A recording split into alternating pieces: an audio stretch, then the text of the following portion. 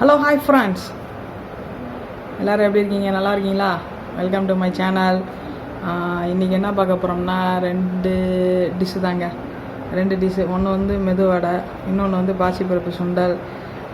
ரெண்டுமே நல்லாயிருக்கும். ஈவினிங் ஸ்நாக்ஸ்க்கு சூப்பரானது. டீயோடு சேர்த்து சாப்பிட்றதுக்கு நல்லாயிருக்கும். மற்றும் குழந்தைகளுக்கு இந்த மாதிரி செஞ்சு கொடுங்க, அவங்களும் விரும்பி சாப்பிடுவாங்க. ஓகேங்களா? சரி வாங்க இன்றைக்கி வீடியோக்குள்ளே போவோம். பாசிப்பருப்பு சுண்டலுக்கு தேவையான பொருட்கள் வந்து சின்ன வெங்காயம் அதை கட் பண்ணி வச்சுருக்கேன். அப்புறம் இஞ்சி, பச்சை மிளகா, மாங்காய் இதெல்லாம் கொஞ்சம் கொஞ்சம் கட் பண்ணி வச்சுருக்கீங்க. ஓகேங்களா? அடுத்து வந்து பாசிப்பருப்பு வந்து வேக வச்சு வச்சுருக்கேன். இதாக இருக்குது பார்த்தீங்களா? ஓகே. இதில் வந்து சோம்பு, கருவேப்பிலை இது ரெண்டு தனியாக எடுத்து வச்சுருக்கேன்.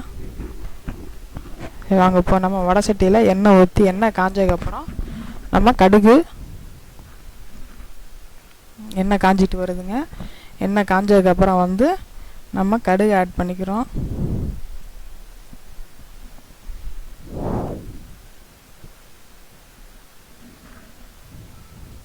கடுகு, உளுந்தம் பருப்பு,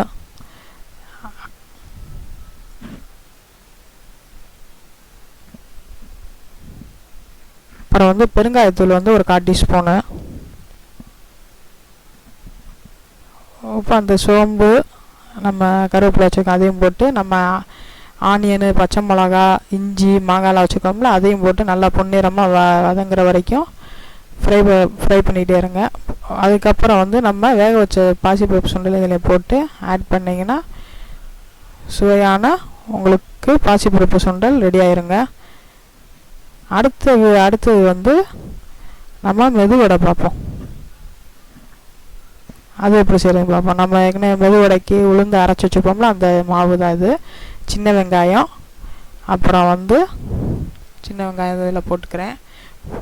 பொடியாக நறுக்கி வச்சுருக்கேன்.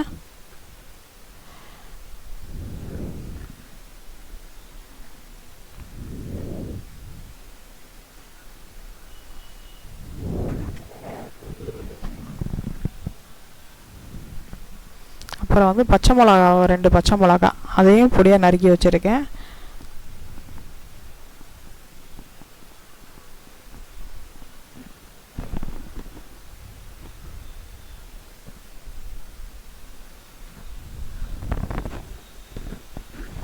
அப்புறம் இதோட வந்து மிளகை வந்து மிளகு ஒரு 15 மிளகு அதை வந்து பொடியாக்கிட்டு இதில் ஆட் பண்ணிக்க போகிறோம்.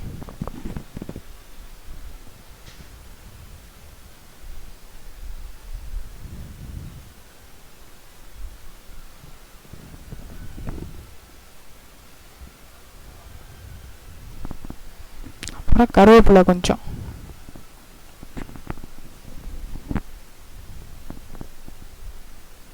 இப்போ இதெல்லாம் மிக்ஸ் பண்ணிக்கோங்க நல்லா.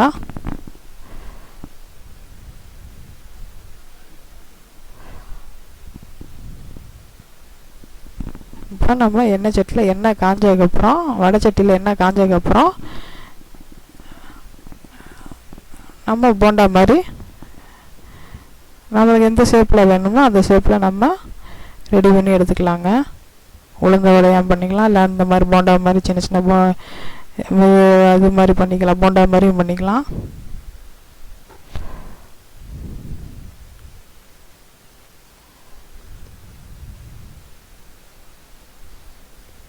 நல்லா பொன்னிறமாக இதாகிற வரைக்கும், மாறுற வரைக்கும் கொஞ்சம் திருப்பி போட்டுக்கிட்டே இருங்க.